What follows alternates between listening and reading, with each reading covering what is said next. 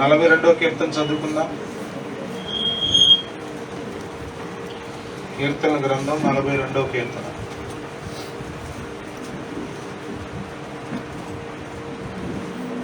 హల్లెలూయా. దుప్పి నీటి వాగుల కొరకు ఆశపడునట్లు దేవా నీ కొరకు నా ప్రాణం ఆశపడుచున్నది. నా ప్రాణము దేవుని కొరకు తృష్ణగొనుచున్నది. జీవము గల దేవుని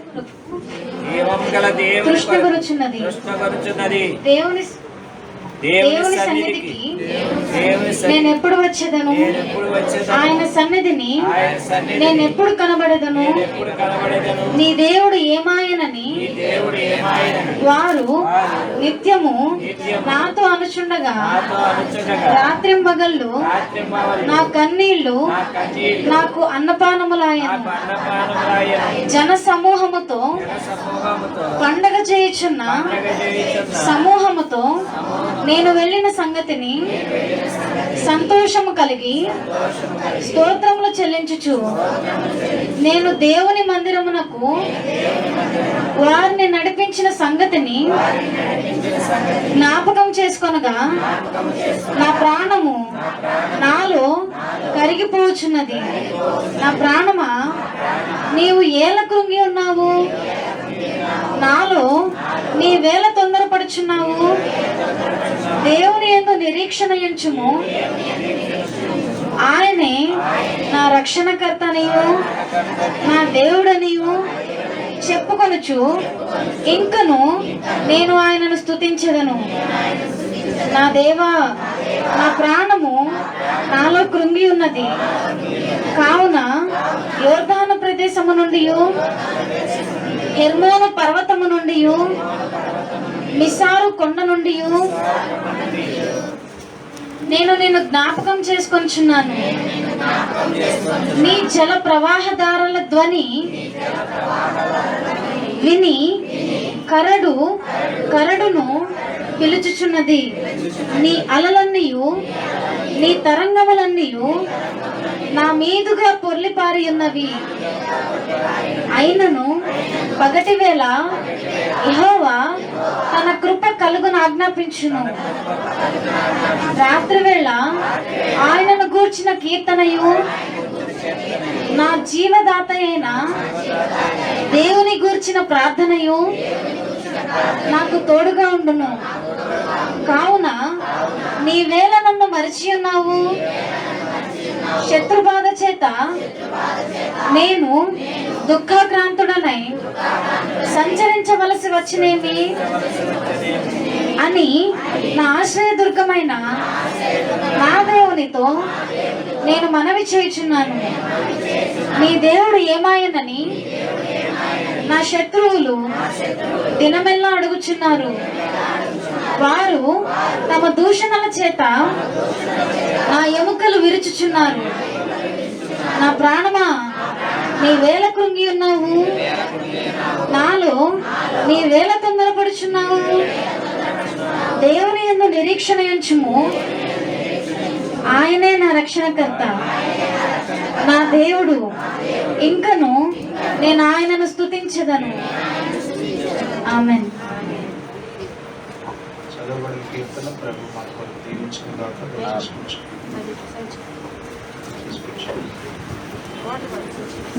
హల్లెలూయా. స్తోత్రం స్తోత్రం స్తోత్రం స్తోత్రం స్తోత్రం స్తోత్రం స్తోత్రం. హల్లెలూయా స్తోత్రం. Michael come here. కూర్చోండి అక్కడ కూర్చోండి.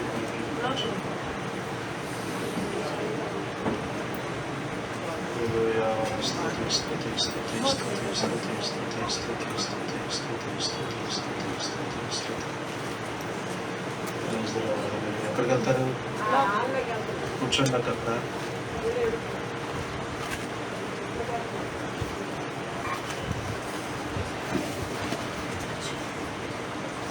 స్తోత్రం. లేకపోతే ఇవి తీసేస్తే కొంచెం గాలి వస్తుందా?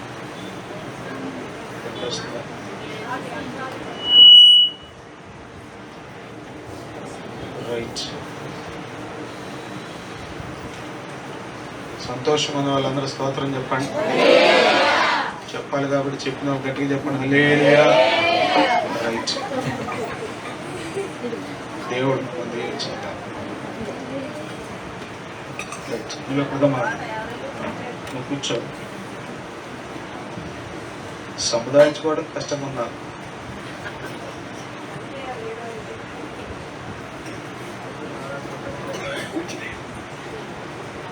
నలభై 42వ కీర్తన మనం చదువుకున్నాం ఈరోజు.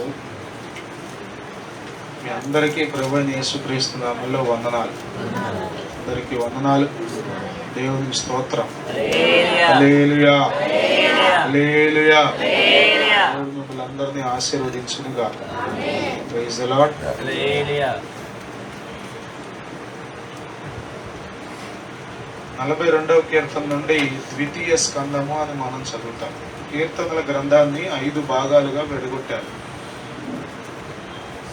ఆది కాండము, నిర్గమ కాండము, లేవియ కాండము, సంఖ్యాకాండము, ద్వితీయోపదేశ కాండము. 5 గ్రంథాలు ధర్మశాస్త్రానికి ఎలా అయితే ఉన్నాయో అలాగే కీర్తన గ్రంథాన్ని కూడా 5 స్కందాలుగా విడగొట్టారు. మొదటి కీర్తన దగ్గర మనం చూస్తే ప్రథమ స్కందము అని ఉంటుంది. అట్లాగే అక్కడ నుండి 41వ కీర్తన వరకు ప్రథమ స్కందము అన్నమాట. 42వ కీర్తన నుండి ద్వితీయ స్కందము అని ఉంటుంది. ద్వితీయ స్కందం. ఇది కోరహ కుమారులు రచించిన కీర్తన. దేవుని స్తోత్రం కలిగిన హల్లెలూయా. హల్లెలూయా. హల్లెలూయా. కోరహ కుమారులు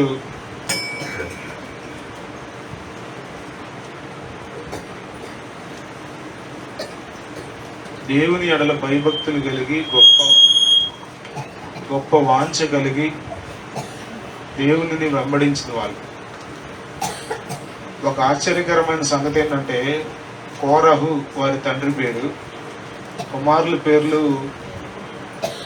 ఇక్కడ కనబడవు. కానీ కోరహు గురించి, కోరహు కుమారుల గురించి సంఖ్యాకాండంలో మనం చదువుతాం. మోషే కాలం నాటి వారి తండ్రి కోరహు.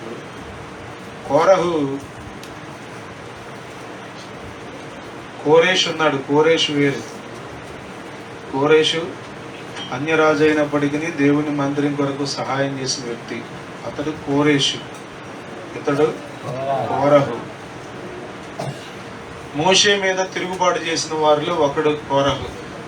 మోషే మీద తిరుగుబాటు చేసిన వారిలో ఒకడు కోరహు. సంఖ్యాకాండం 16వ అధ్యాయంలో ఈ తిరుగుబాటు చేసినటువంటి వృత్తాంతం అంతా అక్కడ రాయబడి ఉంటుంది. ఎవరెవరు లేచారు, ఏం జరిగింది అనేది మనం చూస్తాం. భూమి నెర విడిచి ఇంచుమించు 250 కుటుంబాలను మింగేసిందండి. భూమి లోపలికి వెళ్ళిపోయారు. భూకంపం అంటే తెలుసు కదా మీకు. భూమి గడగడ వణుకుతుంది, భూమి కదులుతుంది. ఆటోమేటిక్గా బిల్డింగ్లు ఇవన్నీ పడిపోతాయి.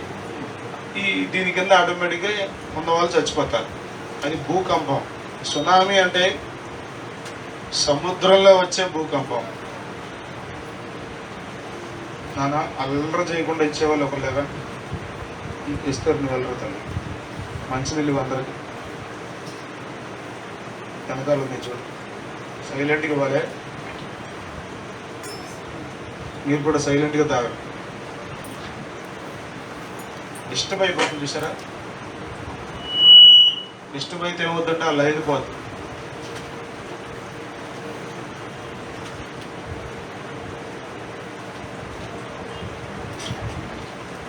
రకరకాల ప్రకృతి వైపరీత్యాలు మనం చూస్తాం. సునామీ అంటే సముద్రంలో భూకంపం వస్తుంది. సముద్రంలో భూకంపం వస్తే సముద్రం ముందుకు వచ్చేస్తుంది అనమాట. కిలోమీటర్లు ముందుకు వచ్చేస్తుంది సముద్రం. దాన్ని సునామీ అంటారు. అర్థమవుతుందా? ఇలాంటి ఇక్కడ సంఖ్యాకాండం 16వ అధ్యాయంలో జరిగింది ఏంటంటే భూమి నెరవిడిచి. నెర తెలుసుగా మీకు? నెరవిడవడం అంటే మన కాలు పడద్ది. సహజంగా నెరలో పడితే ఎలా ఉంటుంది? మామూలుగా ఉండదు. అట్లాంటిది మనుషులు లోపలికి వెళ్ళిపోయేట్టుగా నెరవేర్చిందంట. ఎంత నెరవేర్చిందో చూడండి, కొంచెం ఆలోచించండి. స్తోత్రం కలుగుతుంది కాదు. హల్లెలూయా. భూమి నెరవేర్చి ఈ 250 కుటుంబాలను మింగేసిందంట. ఎలా ఉండుంటారంటారు? ఆ సమయంలో కోరాహుతో పాటు కోరాహు కుటుంబం కూడా నశించిపోయారు, కానీ కుమారులు చనిపోలేదు. కోరాహు కుమారులు చనిపోలేదు. దానికి కారణం ఏంటంటే కోరాహు కుమారులు దేవుని మందిరంలోకి వెళ్ళి దాక్కున్నారు. ఎక్కడున్నారు వాళ్ళు? మీరు ఎక్కడున్నారు? ఎక్కడున్నా కొంచెం కన్ఫ్యూజన్ ఉంది అన్నట్టు చూస్తారు. కోరాహు కుమారులు ఎక్కడున్నారు? దేవుని మందిరంలోకి వెళ్ళి అక్కడ వాళ్ళు ఏం చేశారంటే దాక్కున్నారు. ఆశ్రయపురము అంటాం పాత నిబంధన కాలంలో. ఇశ్రాయేలీల కొరకు దేవుడు 6 ఆశ్రయపురాలను ఇచ్చాడు. ఎన్ని 6. ఈ పురాల్లో ఒక దానిలో కోరా కుమారులు ఉండడాన్ని బట్టి వారి మీదకి ఉగ్రత రాలేదు. కోరా కుమారులు రచించిన కీర్తన 42, 84 కూడా చదివితే మనం అక్కడ కూడా మందిరం గురించి వాళ్ళు ఎంతో తాపత్రయపడతారు. దేవుని మందిరం యొక్క గొప్పతనం గురించి వాళ్ళు మాట్లాడతారు. దేవుడు గొప్పవాడు, ఆయన నిలిచి ఉండే సన్నిధి గొప్పది. దేవుని స్తోత్రం కలుగునుగా. హల్లెలూయా, హల్లెలూయా. అర్థమవుతుందా మీకు? ఇక్కడ వీళ్ళు అంటున్నారు, దుప్పి నీటి వాగుల కొరకు ఆశపడినట్లుగా దేవా నీ కొరకు నా ప్రాణము. దుప్పిని మీరు ఎవరైనా చూసారా?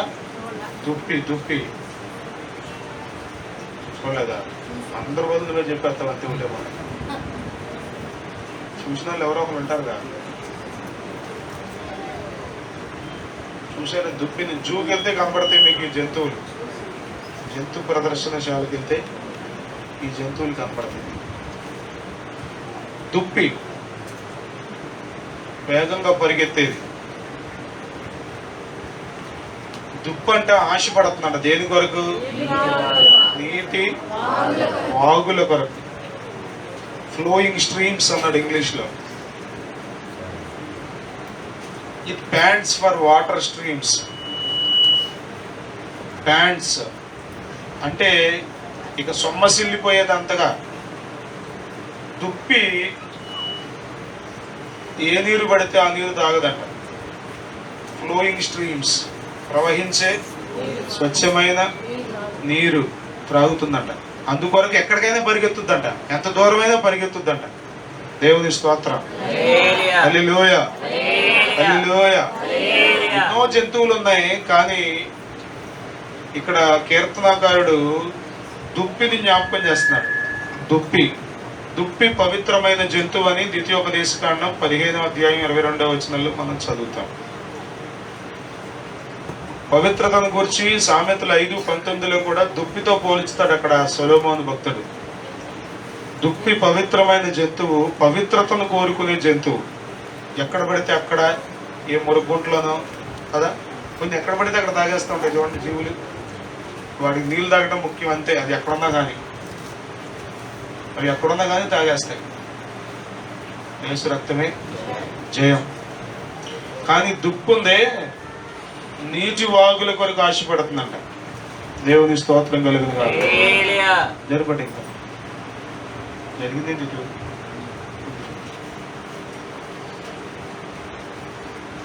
It vibrating. దుప్పి నీటి వాగుల కొరకు ఆశపడుతుంది. అలాగే నా ప్రాణం కూడా దేవుని కొరకు, జీవము గల దేవుని కొరకు కదా. 2వ వచనంలో అన్నాడు చూడండి, the God of living God. నా ప్రాణము దేవుని కొరకు తృష్ణ కొనుచున్నది, జీవము గల దేవుని కొరకు. దేవుళ్ళు అనబడే వాళ్ళు ఉన్నారు, కానీ బైబిల్ చెప్తుంది జీవము గల దేవుడు అక్కడే ఉన్నాడు. హల్లెలూయా, హల్లెలూయా. జీవము గల దేవుడు.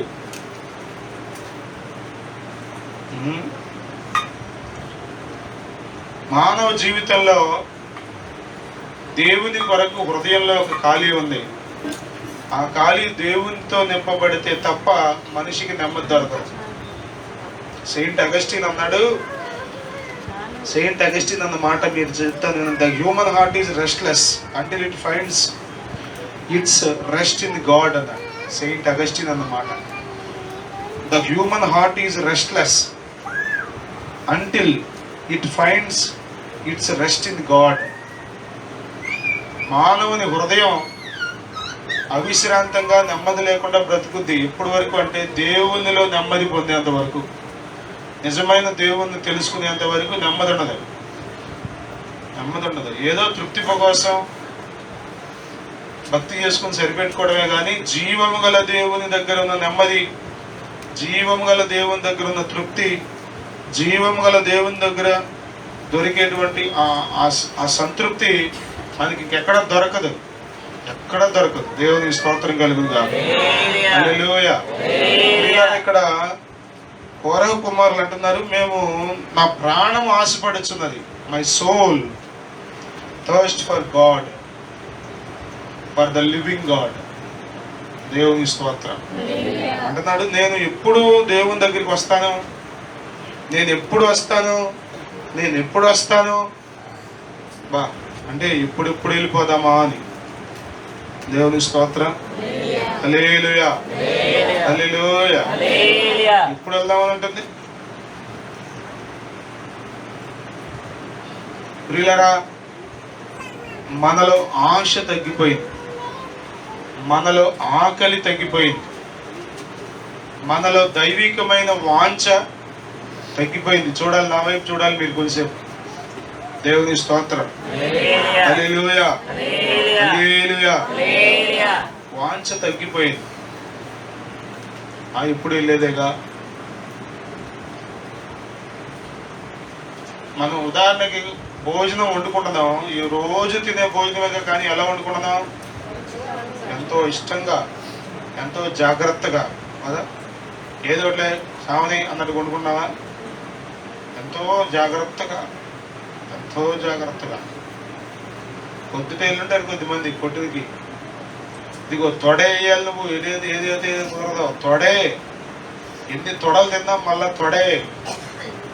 ఎందుకని? దాని గురించి తెలుసు మనకే. కానీ జీవము గల దేవుని సన్నిధిలో ఏముంది అది తెలుసా? చెప్పండి, అది తెలుసా? యేసు రక్తమే జయం. ఎన్ని చిట్కాలో, ఎన్ని ఆలోచనలో, ఈ సోషల్ మీడియా వచ్చిన తర్వాత ఎన్నెన్నో చెప్తుంది మీకు. మాంసం ఎలా ఉంటే కొనాలి, ఏ రంగులో ఉంటే తాజాది, ఏ రంగులో లేకపోతే ఎలా ఉంటుంది చెప్తున్నాను. అన్నీ తెలుసుకున్నాం మనం. దేని కొరకు? ఈ శరీర ఆహారం కొరకు. కానీ దేవుని సన్నిధి కొరకు తగతగలాడుతున్న ప్రాణం ఏమన్నా? ఎప్పుడు వెళ్ళిపోవాలి. కొద్దిమంది ఇల్లేటప్పుడు ఎప్పుడు వెళ్ళిపోవాలి, ఎప్పుడైపోద్ది కదా. అదొక విచిత్రం. ఎప్పుడు ఇంటికి వెళ్ళిపోదామా అని కొద్దిమంది. యేసు రక్తమే. కొద్దిమందికి అప్పుడే ఆదివారం వచ్చేసిందా అని. అప్పుడు వచ్చేసింది ఆదివారం, మొన్నే వెళ్ళింది. కోరహు కుమారులు అంటున్నారు, నేను దేవుని సన్నిధికి ఎప్పుడు వచ్చేదను, ఆయన సన్నిధిని నేను ఎప్పుడు అనబడేదను. దేవుని స్తోత్రం కలుగుగా. ఎన్నో పోరాటాల్లో ఉన్నాడు. రాత్రింబగళ్ళు కన్నీరే అన్నపానాలైనట్టుగా బ్రతుకుతున్నాడు. కానీ దేని కొరకు ఆశపడుతున్నారంటే దేవుని సన్నిధి. దేవుని స్తోత్రం. ఆయనకే ఉండేలండి కష్టాలు, ఆయనకే ఉండేలండి బాధలు. అట్టగా మాట్లాడతాడు చర్చికి గురించి. మా బాధలు ఎందుకున్నారు అంటారా? మీరు చదివితే 3వ వచనంలో, రాత్రింబగళ్ళు నా కన్నీళ్లు నాకు అన్నపానం. పగలు లేదు, రాత్రి లేదు, ఏడుస్తూనే ఉన్నారంట వాళ్ళు. ఎందుకు ఏడుస్తారు? హాయిగా ఉంటే ఏడుస్తారా? అన్నీ బాగుంటే ఏడుస్తారా? చెప్పండి ప్రియులరా. మనము అన్ని సమయాల్లో దేవుని కొరకు ఆశపడాలి. దేవుని స్తోత్రం. దేవుని విషయంలో ఆశ లేనివాడు దేవుని కొరకైన దప్పిక లేనివాడు వచ్చి కూర్చుంటాడు, కానీ అతని జీవితంలో ఏమీ ఉండదు, ఏమీ ఉండదు, ఏమీ ఉండదు. వస్తాడు, అటెండెన్స్ వేసుకుంటాడు అంతే. రాత్రి మీకు చెప్పానుగా, ఆశ ఉన్నాడు ఏం చేస్తాడు? ఇంకా కొంచెంసేపు చదువుకుంటాడు, ఇంకా కొంచెంసేపు చదువుకుంటాడు కదా. చదువుకునేవాడు, ఆ చదువు అంటే ఆశ ఉన్నవాడు ఏం చేస్తాడు? పడుకోడు, పడుకోడు. అమ్మా నాన్న పడుకోమన్నా పడుకోడు. ఇంకా ఇంకో క్వశ్చన్ చదువుకుంటాలే మమ్మీ, ఇంకో చిన్న బిట్ ఉంది, ప్రాబ్లం ఉందా చేసుకుంటాలే మమ్మీ, పడుకుంటాలే పడుకుంటాలి పావు గంట. అది మనం ఏంటి చెప్పండి? లేరా, టైం అవుతుంది, లేరా స్కూల్ కంటే. కొంచెం సేపు మమ్మీ, ఒక 2 నిమిషాలు మమ్మీ. రాత్రి తెల్లవారులు పడుకుందావు నువ్వు, చాలేదంటే ఇప్పుడు 2 నిమిషాలు పడుకుంటే మొత్తం తీరిపోతాడు దగ్గర కదా. సోమవారం ఏం చేస్తాడు? ఇంకా కొంచెం సేపు, ఇంకా కొంచెం సేపు పడుకోవాలి. మంచం ఉతక మీద తలుపు తిరుగు రీతిగా సోమరి తన పడక మీద తిరుగాడునన్నాడు సామెతల గ్రంథంలో. కానీ కోర కుమారులు చూడండి, దేవుని సన్నిధికి ఎప్పుడు వెళ్ళాలి? దేవుని కొరకైన ఆశ. దేవుని స్తోత్రం కలుగునుగా. హల్లెలూయా, హల్లెలూయా. ఆకలితో దేవుని దగ్గరికి వచ్చేవాడిని దేవుడు ఏం చేస్తాడో తెలుసా? మంచి భోజన పదార్థాలతో, మంచి భోజన పదార్థాలతో. దేవుని స్తోత్రం. 106వ కీర్తన చూడండి, 106వ కీర్తన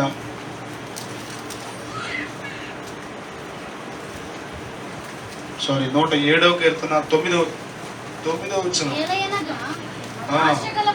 ఆశ గల ప్రాణమును ఆయన. ఈరోజు మీరు ఎంతమంది ఆశతో మందిరానికి వచ్చారు? చెయ్యొద్దండి. ఈరోజు దేవుని మందిరానికి వెళ్తున్నాను, దేవుడు నన్ను దీవిస్తాడు, దేవుడు నాతో మాట్లాడతాడు, దేవుని సన్నిధిలో నేను ఆనందిస్తాను. ఆశతో అన్నిటికీ చేయొత్తే వాళ్ళు అన్నారు. మీకు పెన్షన్ ఎంతమందికి వస్తుందంటే అందరూ చేస్తారు. చేయత్తమంది అన్నప్పుడే వినపడద్దు అంతే. యేసురత్వమే జయం. ఆశ గల ప్రాణమును ఆయన అన్ని ప్రాణాలను తృప్తిపరచడు. ఆయన ఆకలి కొనిన వారిని మేలుతో.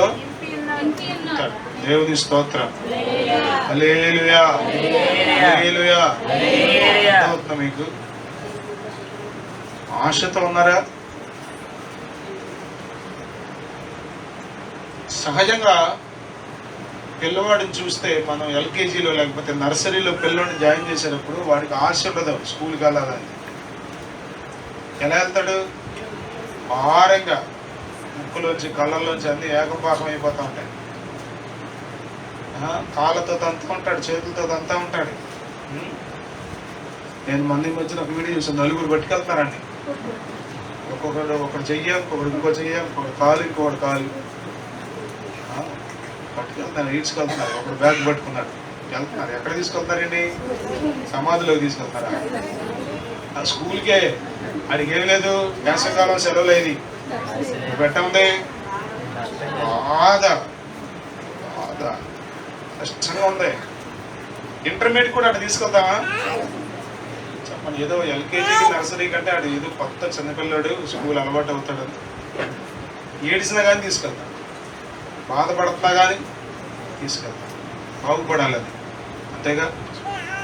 కానీ పెద్దోడైన తర్వాత కూడా వాడిలో ఒక ఆశ లేకపోతే ఏముంటుంది? బాగుపడలేడు, చదువుకోలేడు, ప్రయోజకుడు అవ్వలేడు, దీవెనకరంగా ఉండలేడు. మనం కూడా అంతే. ఒకవేళ క్రొత్తలో వచ్చామేమో అర్థం కాక, కానీ ఇప్పుడు కూడా అలాగే ఆశ లేకుండా వస్తే అర్థం ఏమని చెప్పండి?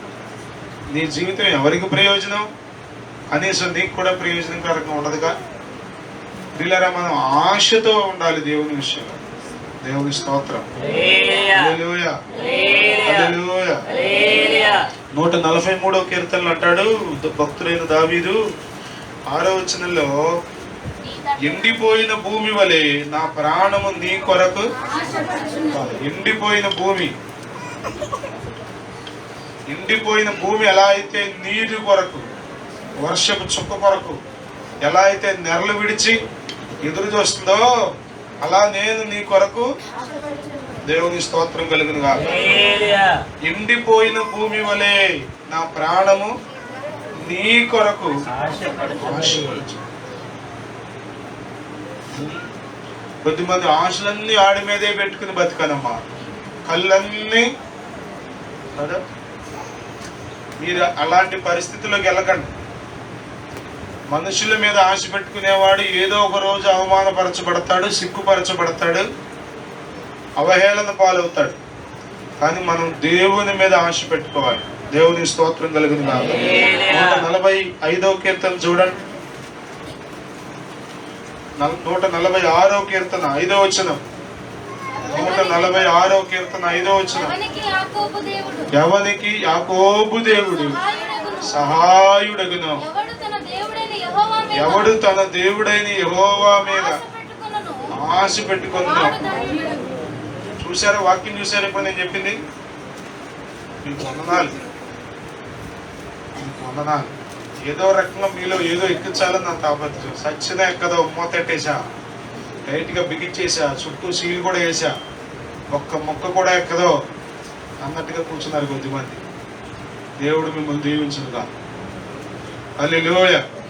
బాధ కలిగినప్పుడల్లా ఆ మాట అంటూ నేర్చుకున్నాయి.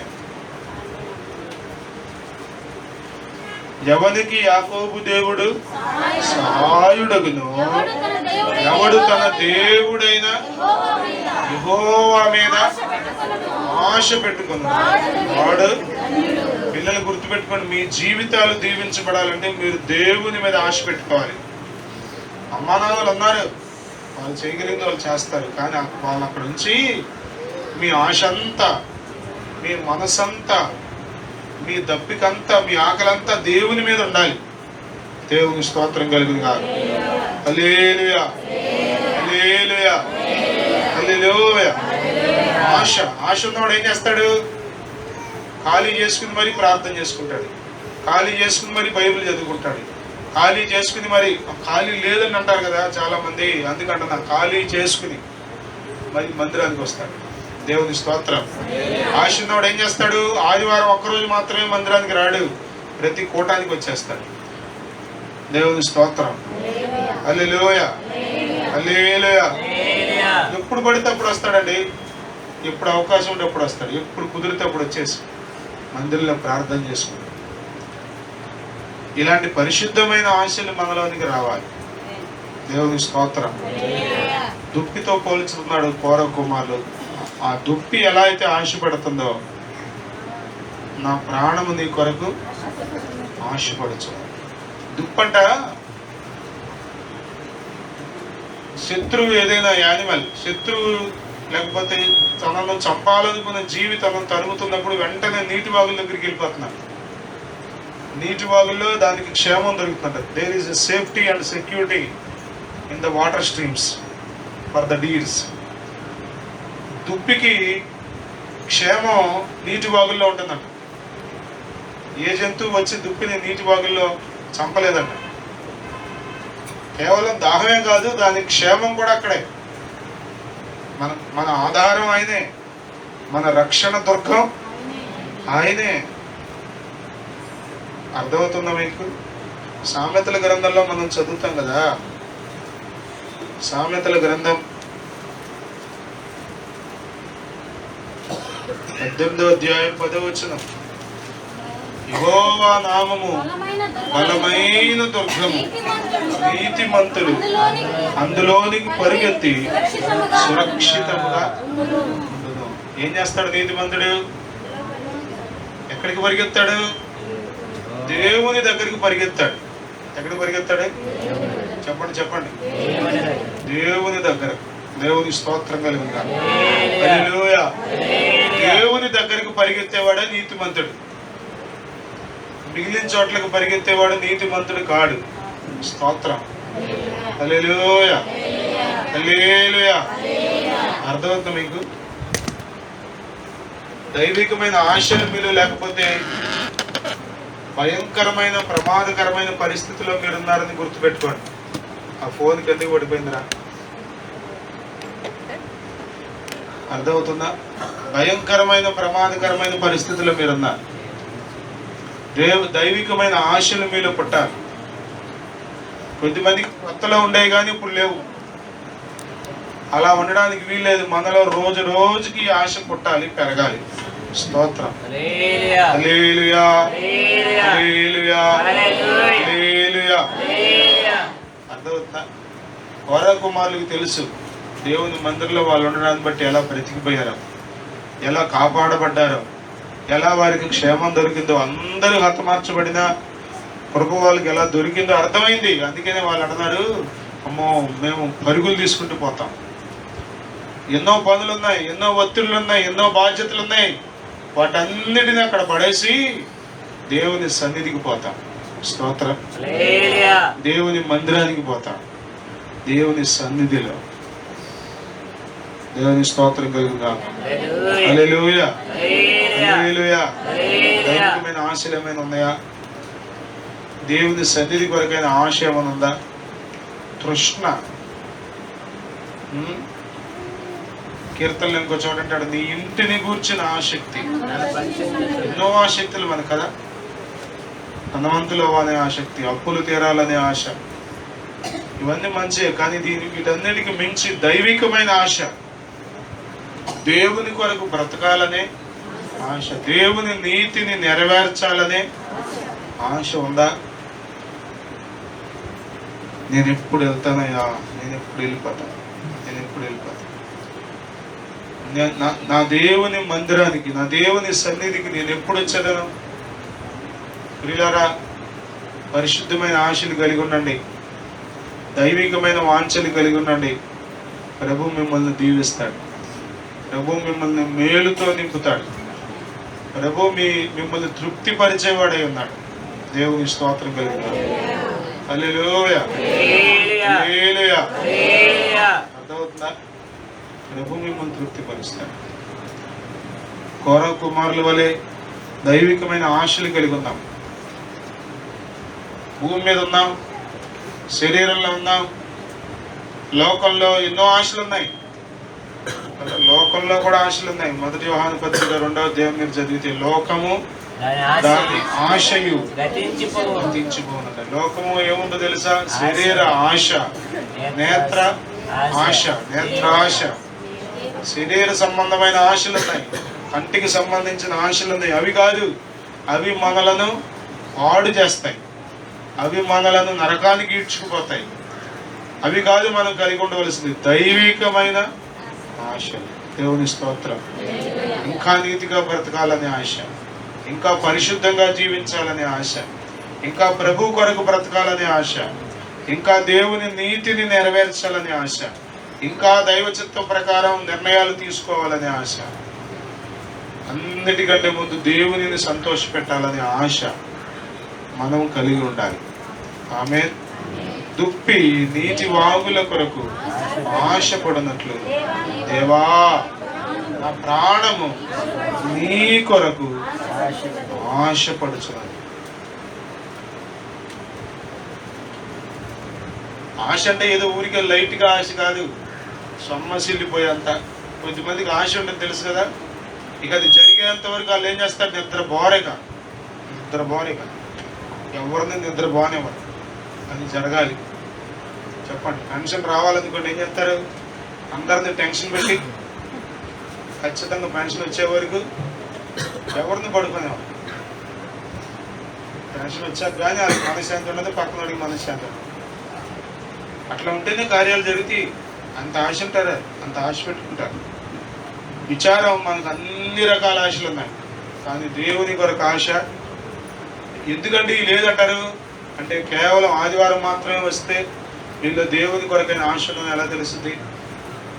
లోకంలో మీ ఇష్టానుసారంగా జీవిస్తుంటే, దేవుని వాక్యాన్ని పక్కన పెట్టి పాపాన్ని ప్రేమిస్తూ దేవుని కొరకు ఆశను ఎలా తెలుస్తుంది?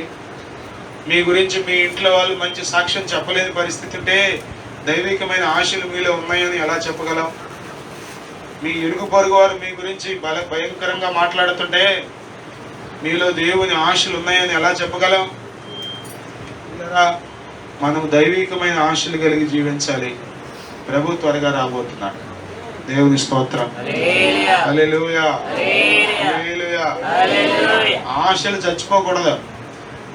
దైవికమైన కోరికలు మనలో ఉండాలి. దైవికమైన వాంఛ సొమ్మసిల్లుతుంది అన్నాడంట. అంటే ఏంటి? ఒగురిస్తుంది ప్రాణం, ఇక పోతున్నట్టుగా ఉంది. అంత ఆశ, అంత బలమైన కోరిక, బర్నింగ్ డిజైర్ అంటారు ఇంగ్లీష్లో. మండుతున్న తీవ్రమైన కోరిక. దేవుని స్తోత్రం. కొరింథీ పత్రికలో పౌలు అంటాడు, దేవాశక్తితో నేను మిమ్మల్ని ఒక్కడే పెండ్లి కుమారుడైన యేసుక్రీస్తుకు కన్యకగా మిమ్మల్ని అప్పగించాలా అంటాడు. దేవాశక్తి. దైవికమైన విషయాలు ఆసక్తి ఉందా? అంతసేపు లోకం లోకం, పాపం, శరీరం, డబ్బు, ఇదేనా? కొద్దిమందికి ధనాపేక్ష. ఇక అదే డబ్బు డబ్బు డబ్బు డబ్బు. 8 గంటలైన ఇక దాని గురించి ఆలోచన. ప్రియులరా, కోరా కుమారుల వల్ల ఆశపడదాం. దైవికమైన వాంఛలు కలిగి ఉందాం. ప్రభు మనల్ని తృప్తిపరుస్తాడు. ప్రభు మనకు మేలు చేస్తాడు. ప్రభు మనల్ని కాపాడుతాడు. ప్రభు మనలను సురక్షితంగా ఉంచుతాడు. ప్రభు అట్టి కృప మనకు దయచేయను గాక. ఆత్మ సంబంధమైన వరములను, ఆత్మ సంబంధమైన వాటిని ఆసక్తితో అపేక్షించదుము గాక.